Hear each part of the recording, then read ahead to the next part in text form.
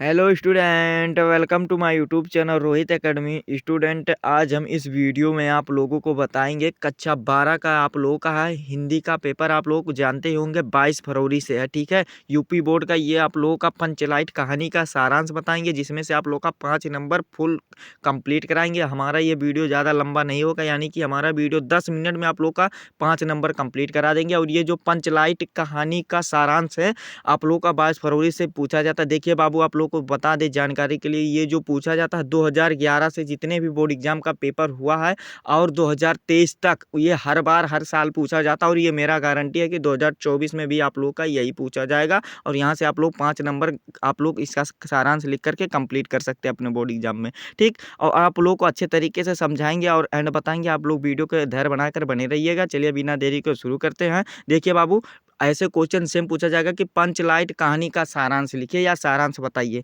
ठीक है। 22 फरवरी को पूछा जाएगा ऐसे। तो इसमें क्या लिखिएगा, देखिए स्टार्टिंग में लिखिएगा, पंचलाइट की कहानी रेणु जी की एक अलांचलिक कहानी है, जिसमें से बिहार के एक पिछड़े गांव के प्रवेश एक सुंदर चित्रण किया गया है। ये स्टार्टिंग में लिखेंगे, समझ गए ना। फिर आगे देखिए, महतो टोली में अशिक्षित महतो जो महतो होते हैं वो टोली में यानी कि टोला में अशिक्षित लोग हैं और उन्होंने रामनवमी के मेले में क्या है पेट्रोमैक्स खरीदा, जिसमें जिसे जिसे वो पंचलाइट कहानी कहते हैं। पेट्रोमैक्स खरीदा जिसे वो क्या कहते हैं, पंचलाइट कहते हैं, पंचलाइट कहते हैं, ठीक।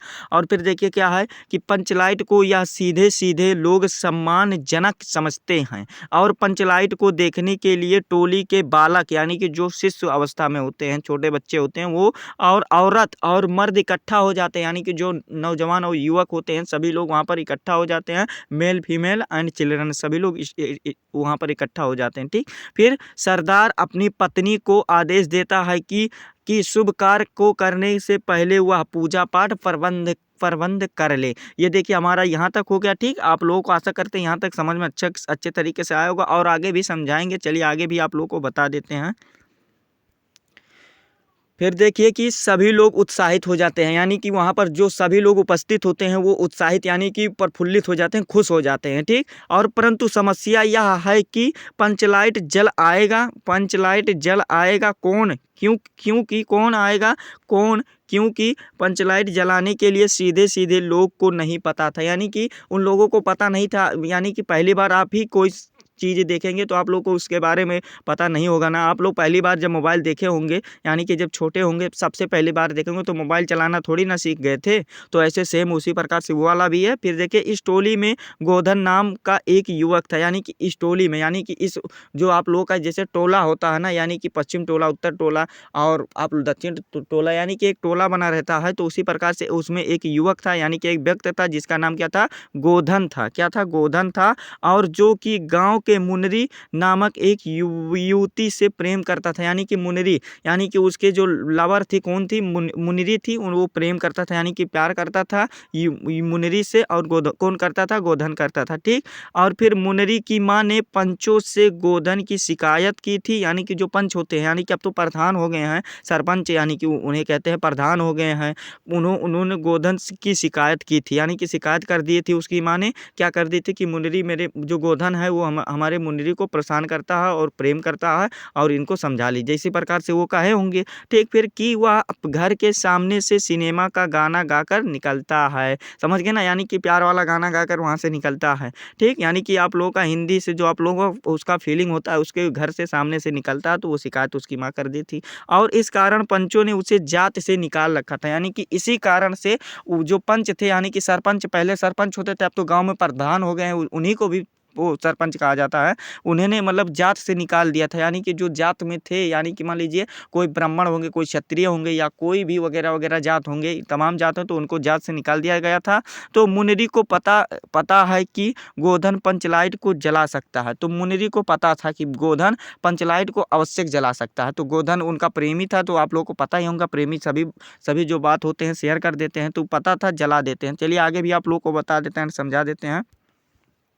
फिर देखिए क्या है कि वह चतुराई से यह बात पंच तक पहुंचा देती है, यानी कि कौन पहुंचा देती है, मुनरी जो है यह बात पहुंचा देती है कि सरपंच जी ये गोधन जला सकते हैं, पंचलाइट जो है ये गोधन जला सकते हैं, यानी कि जो उनके प्रेमी थे मुनरी के वो जला सकते हैं। पंच को, वो सरपंच को जा करके बता दी या किसी से कहवा दी। ठीक, तो पंच गोधन को पुनः जात में ले लेते हैं, यानी कि गोधन जी जो थे वो पुनः जात में ले लेते हैं और गोधन पंचलाइट को जला देता है, यानी कि जो पंचलाइट होता है जो लालटेन की तरह होता है उसको जला देता है। और मुनरी की माँ गुलरी की काकी प्रसन्न होकर गोधन को शाम के भोजन निमंत्रण देती है, यानी कि समझिए यहाँ पर देखिए क्या है कि मुनरी की माँ, मुनरी का वो माता का क्या नाम था, गुलरी, और काकी प्रसन्न होकर, यानी कि काकी प्रसन्न होकर क्या गोधन को शाम को भोजन के लिए निमंत्रण देती है, यानी कि भोजन खाने के लिए क्या देती है, निमंत्रण देती है।